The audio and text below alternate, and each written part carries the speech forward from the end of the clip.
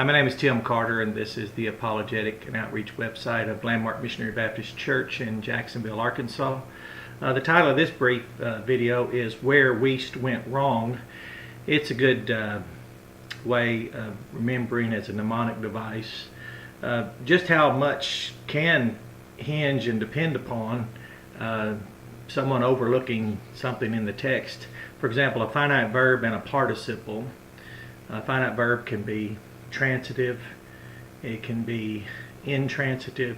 A participle, just repronounce the word participle, knowing that it participates with the action of a finite verb. It could be adjectival, adverbial. It's a gerundive noun, a substantive, a verbal substantive.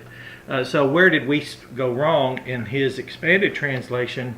A very popular one. He's the Professor Emeritus, that is at the time of this writing, of the New Testament Greek in Moody Bible Institute. This is a 1961 copy. It's really good shape. Take care of it, and I really find it very valuable. He mentions in the preface of the book that this expanded translation follows the Greek order of words in a sentence, and he says it also places the emphasis where the inspired writer put it and brings out the style of the original. So he emphasizes the original text, meaning the extant copies of that original autographs, or of those, and he says he's true to that. It's just strikingly obvious that bias must come into play, because he couldn't be considered incompetent as a professor of the Greek New Testament, such as people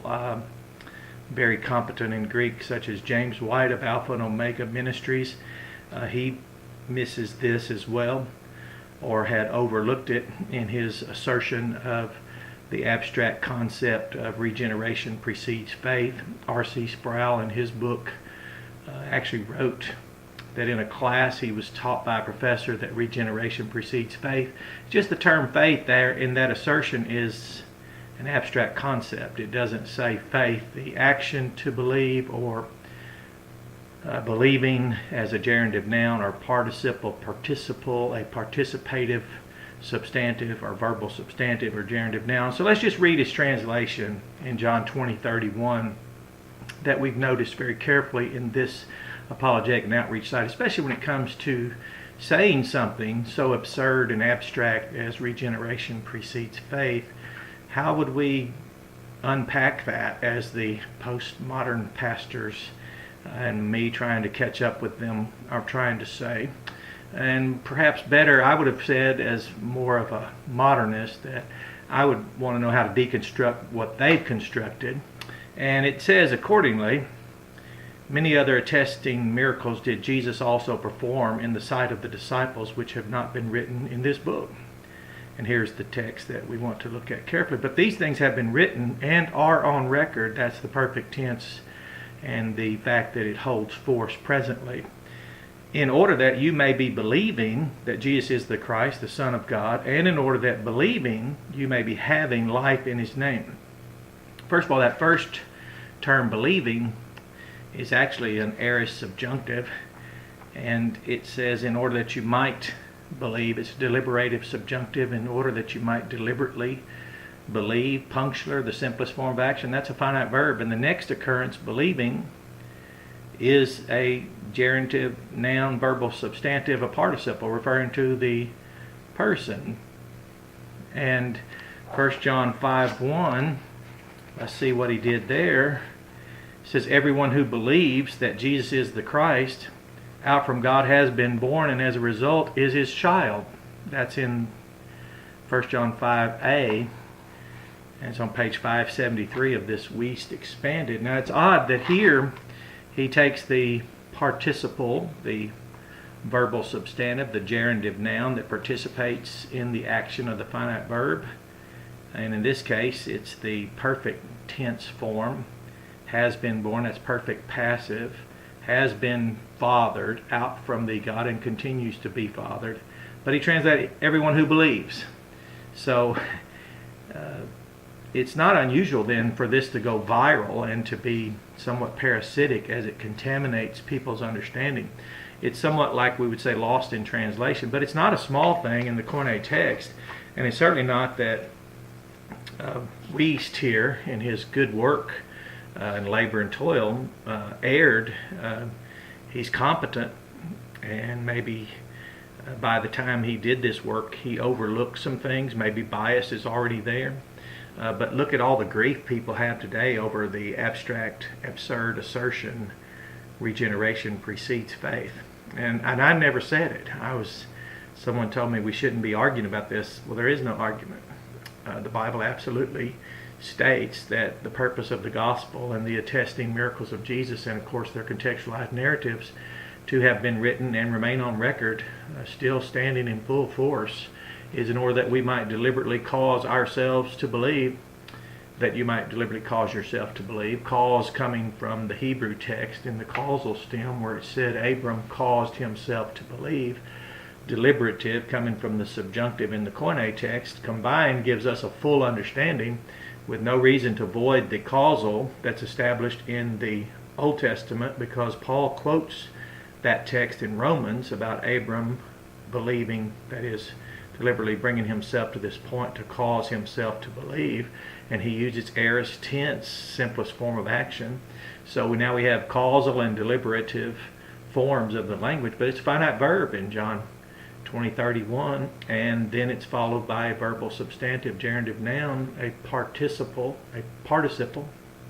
and it's just striking that even in language works you'll have to decide if you want to go by the grammar and what's written, or do you want to go by what someone trying to communicate the text. I'm sure it's commendable work he has here. I've found it useful in other areas, but certainly disappointing when how could we be so careful or careless when we're translating, and the Koine text is so commonly expressed, it's self-evident what it says.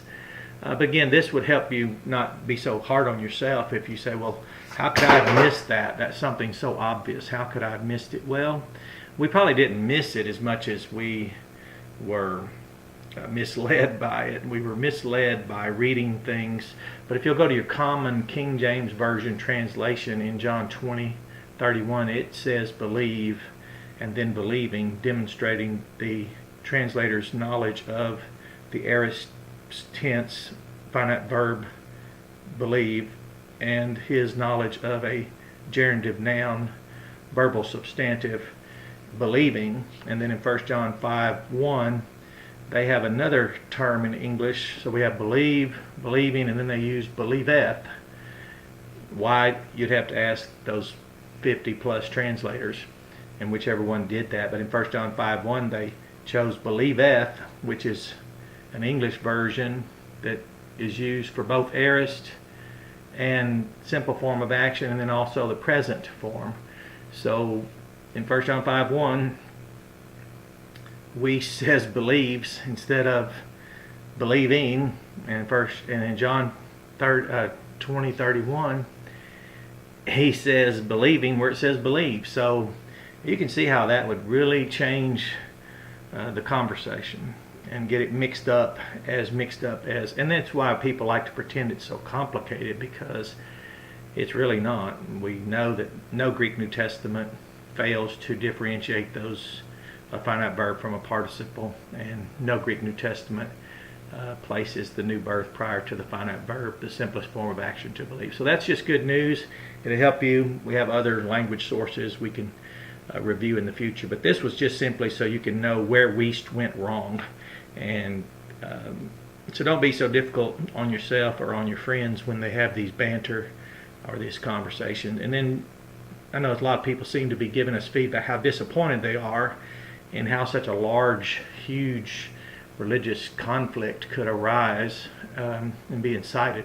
But that really is a testament to how powerful the Word of God is. When you move things around and you ignore grammar, simple, elemental parts of speech, and you begin to play with a finite verb, or you begin to ignore a participle, then you will be finding out how much grief you can cause people unnecessarily. But we're not here to cause grief as a New Testament church. We're here to disciple all the nations, call them to come out even from these flummoxes that are caused by these omissive errors or these errors of emendation or just simply carelessness in a translation. That's enough for now. Enjoy this lesson.